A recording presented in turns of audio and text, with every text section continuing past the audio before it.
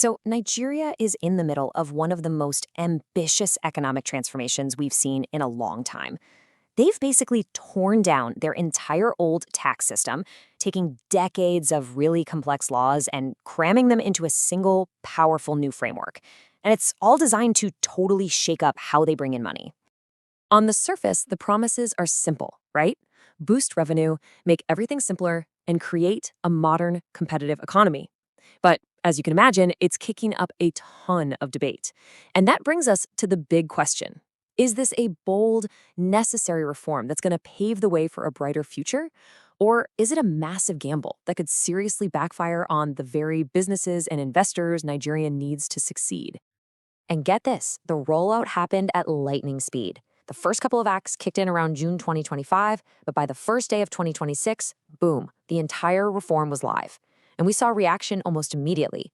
You really need to look at this point in late 2025, those equity market sell-offs. It was like the first big red flag, a warning shot showing just how nervous investors were about these huge policy shifts. So you might be asking, why would they go through all this trouble? Why such a massive disruptive project? Well, picture this. You're a business trying to navigate a total maze of laws, some of them ancient, that were often confusing and even contradicted each other. The old system was just clunky, expensive to deal with, and definitely not built for today's global economy. It was time for a hard reset. Okay, so with any huge reform like this, you've got a list of ambitious goals. This one's no different. Let's dig into what the government was officially trying to do here. All right, so the government put 7 core objectives on the table, and you can see the ambition, right? Fairness, simplicity, being competitive on the world stage. But I want you to look really closely at those last 2, revenue generation and economic growth. See, that's the classic tug of war, isn't it? How do you aggressively raise more money without accidentally choking the very economic growth you need that money for? It's the ultimate tightrope they're trying to walk. Okay, so enough with the high-level stuff. What does this actually mean for businesses on the ground, day to day? Let's break down some of the biggest changes. First things first, they're trying to simplify things. A lot. They've scrapped a whole bunch of smaller taxes, these so-called nuisance taxes. And in their place, there's just one single 4% development levy. It's applied to a company's assessable profit, which, is basically the part of their profit that they actually have to pay tax on. The idea is just to make life easier by rolling all those small payments into one. Next up, this is a big one. Nigeria is getting in line with global standards. They've brought in a new 15% minimum effective tax rate, but this is specifically for large multinational companies. This is all part of a global push by the OECD to make sure huge corporations pay a minimum amount of tax no matter where their headquarters are. And the whole point is to stop those giant companies from shifting their profits around the globe to avoid paying their fair share. Now this really shows a massive shift in thinking. The old way of doing things, the Pioneer Status Incentive, was basically a tax holiday. If you qualified, you paid 0 tax on your profits for a while. But the new plan, it completely throws that old model out the window. Instead of just a free pass on profits, companies now get a 5% tax credit on the money they actually spend on capital projects. So here's the bottom line. The incentive is now tied directly to what you build and invest in the country, not just the profits you pull out. All right. Now, when you move this fast and change this much, you're bound to have some hiccups.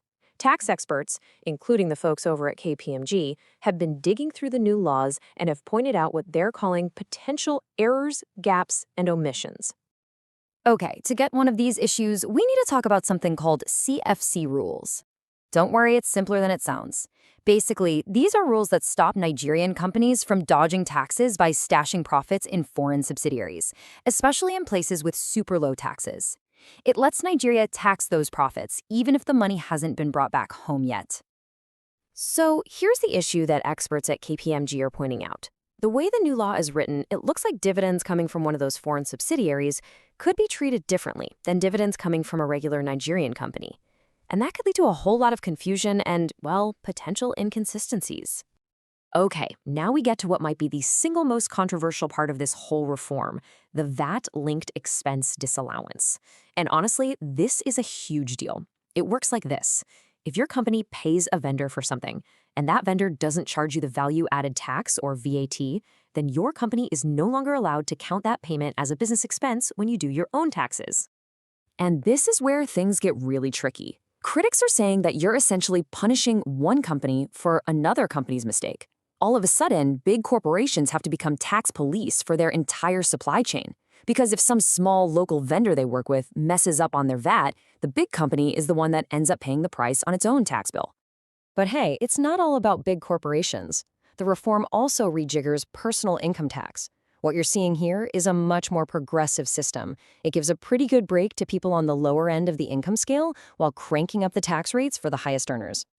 So all of this, all these different pieces, they bring us right back to that core tension we talked about earlier, that classic showdown between raising revenue and making sure the economy can actually grow. And here's a perfect example of that tension in action: this new tax on indirect share transfers.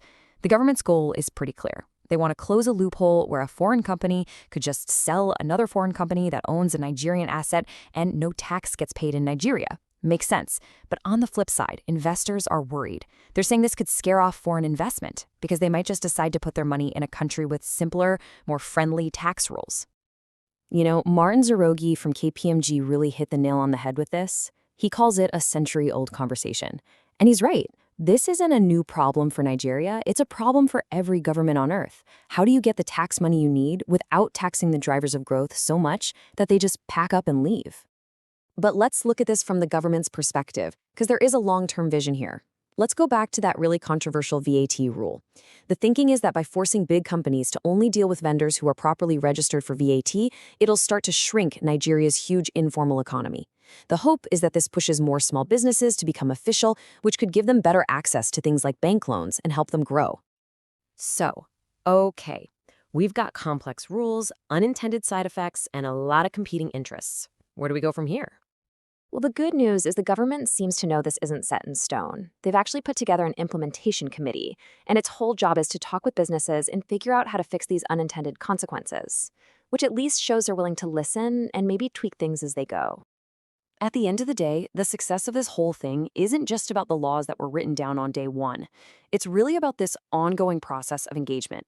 It's more like a constant conversation between the government and the private sector, with both sides trying to find that sweet spot, that middle ground, that'll make these reforms work for everyone. And that brings us full circle, right back to the big question we started with. This is a massive, bold attempt to rewire Nigeria's economy, but the core challenge is still there. Can this new tax code really strike that delicate balance between the government's very real need for revenue and the economy's just as real need for growth? The success of this entire experiment really hangs on one thing. Can Nigeria walk that tightrope without stumbling?